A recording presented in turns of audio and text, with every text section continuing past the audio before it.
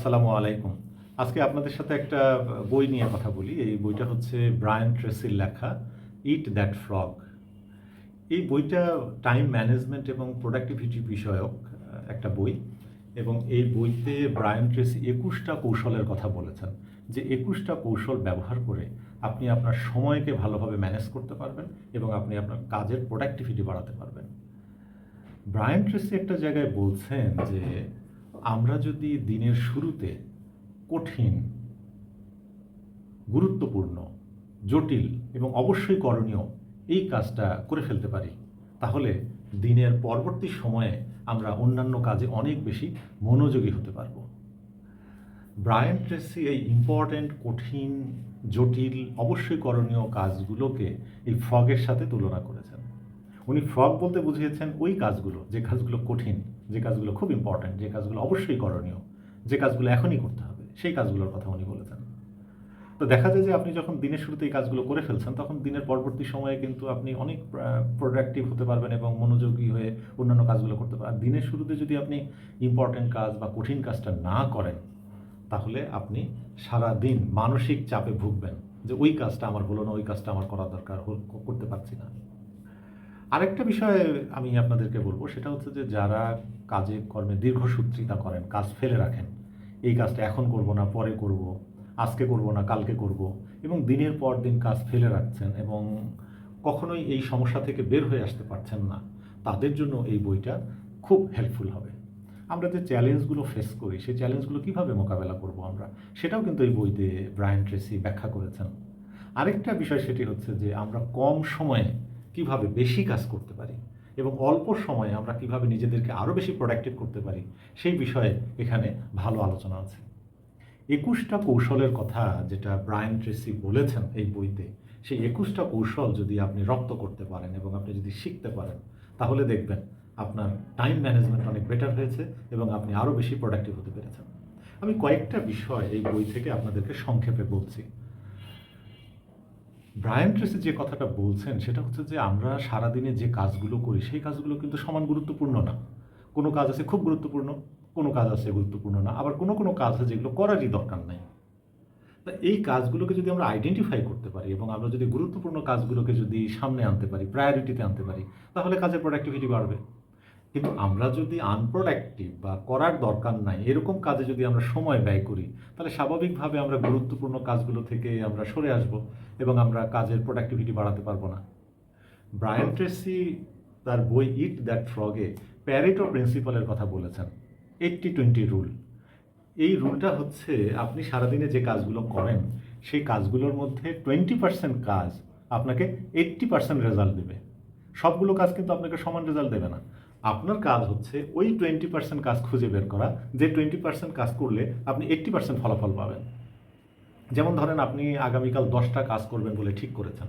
আপনি দেখবেন যে 10টা কাজের মধ্যে 2টা কাজ আছে, যে 2টা কাজ আপনার জন্য সবচেয়ে বেশি গুরুত্বপূর্ণ এবং এই 2টা কাজ ঠিকমতো করতে পারলেই আপনি 80% রেজাল্ট পাবেন। ওই 2টা কাজ খুঁজে বের করে আপনি দিনের শুরুতে করেন। এই 2টা কাজই হচ্ছে আপনার ফ্রগ। আপনি দিনের শুরুতে যদি এই ব্যাঙটাকে খেয়ে ফেলতে পারেন, তাহলে দেখা যাবে যে সারাদিনে আপনার কাজের প্রোডাক্টিভিটি বেড়েছে এবং আপনি অন্যান্য কাজে কিন্তু সময় দিতে পারবেন।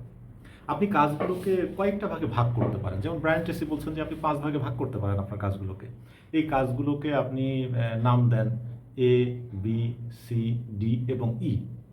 এই 5টা নামে যখন আপনি ভাগ করলেন, আপনি ভাগগুলোকে এভাবে চিন্তা করবেন, যেমন এ ক্যাটাগরিতে থাকবে কোন কাজগুলো? যে কাজগুলো আপনার জন্য অত্যন্ত গুরুত্বপূর্ণ এবং অবশ্যই করণীয় এবং এখনই করতে হবে। এই কাজগুলোকে আপনি এ ক্যাটাগরিতে রাখেন। বি ক্যাটাগরিতে রাখতে পারেন আপনি কম গুরুত্বপূর্ণ কাজগুলো। সি ক্যাটাগরিতে আপনি রাখবেন করলে ভালো, এই কাজগুলো করলে ভালো কিন্তু না করলেও চলবে। এই কাজগুলোকে আপনি সি ক্যাটাগরিতে রাখেন। আপনি ডি ক্যাটাগরিতে রাখেন যেগুলো অন্য কাউকে ডেলিগেট করতে পারেন, যে কাজগুলো আপনার না করলেও চলবে। আর ই ক্যাটাগরিতে আপনি সেই কাজগুলোকে রাখেন যে কাজগুলোকে বাদ দেওয়া দরকার। তো ব্রায়ান ট্রেসি বলছেন যে আপনি যে কাজের পরিকল্পনা করবেন, কাজ শুরুর আগে ভাগেই আপনি পরিকল্পনা করেন। যেমন আপনি আগামীকাল কী কী করবেন সেটা আজকে ঠিক করেন। আপনি 10টা কাজ যদি হয়, আপনি 10টা কাজ লিখে ফেলেন এবং আপনি দেখেন এই 10টা কাজ কোনটা কোন ক্যাটাগরিতে। এ ক্যাটাগরিতে কোন কাজগুলো, বি ক্যাটাগরিতে কোনগুলো, সি ক্যাটাগরিতে কোনগুলো, ডি ক্যাটাগরিতে কোনগুলো, ই ক্যাটাগরিতে কোনগুলো। এবং আপনি কাজের যখন প্রায়োরিটি ঠিক করতে পারবেন, তখন ওই যে 80-20 রুলের কথা আমি বললাম আপনাদেরকে, প্যারেটো প্রিন্সিপাল, আপনি ওই প্রিন্সিপাল ব্যবহার করে আপনি দেখেন এই যে 10টা কাজের মধ্যে কোন 2টা কাজ আপনাকে 80% রেজাল্ট দেবে, আপনি ওই 2টা কাজে ফোকাস করেন। আরেক জায়গায় যেটা বলছে এই বইতে, সেটা হচ্ছে যে আমরা যখন কোনো কাজ আমরা করব, তখন অবশ্যই কাজটা শুরু করে এটাকে শেষ করার চেষ্টা করব। কাজটা শুরু করে যদি আমরা শেষ করতে না পারি, তাহলে কিন্তু কাজের ফলাফল আমরা পাবো না। এবং এই ক্ষেত্রে উনি যে কথাটা বলছেন যে আপনার পারফেক্ট হওয়ার প্রয়োজন নেই, আপনি যদি কাজটাকে সম্পন্ন করতে পারেন তাহলেই দেখবেন যে আপনি রেজাল্ট পাবেন। কিন্তু কাজটাকে পারফেক্ট করার জন্য অনেক বেশি সময় নিয়ে ফেলা, সেটাও কিন্তু ঠিক হবে না। এবং কোন কাজে আপনি কতটুকু সময় ব্যবহার করবেন, সেটাও কিন্তু খুব গুরুত্বপূর্ণ। আপনি যদি কম গুরুত্বপূর্ণ কাজে যদি অনেক বেশি সময় ব্যয় করেন, আর বেশি গুরুত্বপূর্ণ কাজ যেগুলো সেগুলোতে যদি কম সময় ব্যবহার করেন, তাহলেও দেখা যাবে যে টাইম ম্যানেজমেন্টের কাজটা আপনি ঠিকমতো করতে পারবেন না। সুতরাং কোন কাজে আপনি কতটুকু সময় দেবেন, সেটাও কিন্তু খুব গুরুত্বপূর্ণ। এবং এই ক্ষেত্রে আপনি টাইম ব্লকিং টেকনিকটা ব্যবহার করতে পারেন, যে কোন কাজের জন্য কতটুকু সময় আপনি বরাদ্দ রাখবেন। যখন আপনি কাজের পরিকল্পনা করছেন, যে আজকে আপনি আগামীকালের পরিকল্পনা করছেন, তখনই আপনি কিন্তু এই যে কাজগুলোকে 5টা ক্যাটাগরিতে ভাগ করবেন, প্যারেটো প্রিন্সিপাল অনুযায়ী 2টা কাজকে আইডেন্টিফাই করবেন, সেটাকে প্রায়োরিটিতে নেবেন, এবং এই 5 ভাগের কাজগুলোকে আপনি কোনটা কোনটা বাদ দেবেন ই ক্যাটাগরিতে, সেটা আপনি চিন্তা করতে পারেন। আবার সি ডি ক্যাটাগরিতে যে কাজগুলো আছে, সেটা আসলে আপনি কোন সময় করবেন, কতটুকু সময় আপনি সেগুলোতে দেবেন, এটাও কিন্তু খুব গুরুত্বপূর্ণ। সুতরাং এই বিষয়গুলো কিন্তু খেয়াল করতে হবে। আরেকটা বিষয় কিন্তু খুব গুরুত্বের সাথে এই বইতে বলা হয়েছে, সেটা হচ্ছে যে আপনাদেরকে অবশ্যই মাল্টিটাস্কিং অ্যাভয়েড করতে হবে। আপনি যদি মাল্টিটাস্কিং করেন, তাহলে দেখা যাবে যে একসাথে 3-4টা কাজ করতে গেলে আপনি কোনো কাজে মনোযোগী হতে পারবেন না। সেই জন্য আপনাকে সিঙ্গেল টাস্কিংয়ে নজর দিতে হবে। সিঙ্গেল টাস্কিং যদি করেন, তাহলে আপনি একটা কাজ আপনি করলেন, কাজটাকে শেষ করলেন, শেষ করে তারপর আরেকটা কাজ ধরেন।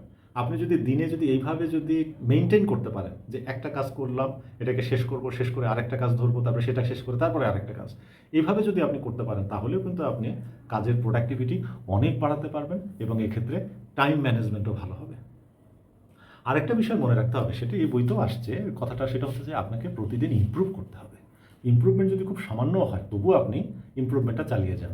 আপনি কাইজেন থিওরিটা ব্যবহার করতে পারেন, যে কন্টিনিউয়াস ইমপ্রুভমেন্ট এবং ছোটো ছোটো ইমপ্রুভমেন্ট এবং ধারাবাহিক ইমপ্রুভমেন্ট। এবং আপনার দক্ষতা বৃদ্ধির ক্ষেত্রেও কিন্তু আপনাকে মনোযোগী হতে হবে, যে আজকে আপনি যতটুকু দক্ষ, আগামীকাল যেন আরেকটু দক্ষ হতে পারে, সেজন্য নিয়মিত শিখবেন।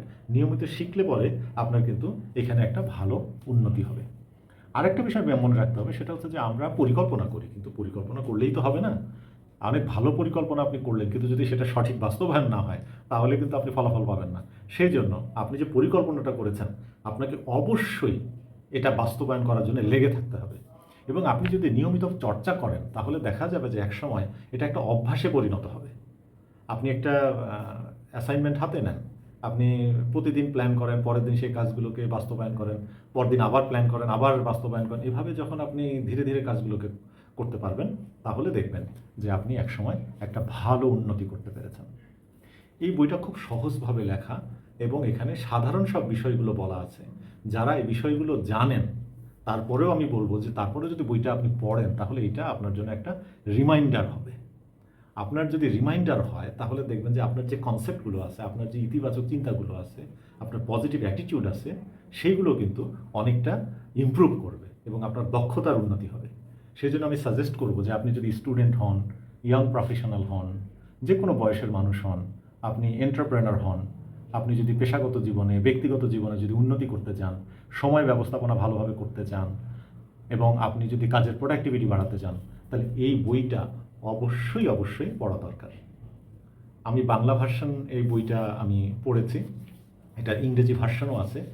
বাংলা ভার্সনের যে অনুবাদ আমি দেখেছি, খুব ভালোভাবে অনুবাদ করা হয়েছে। মাহফুজ আলম উনি এটা অনুবাদ করেছেন।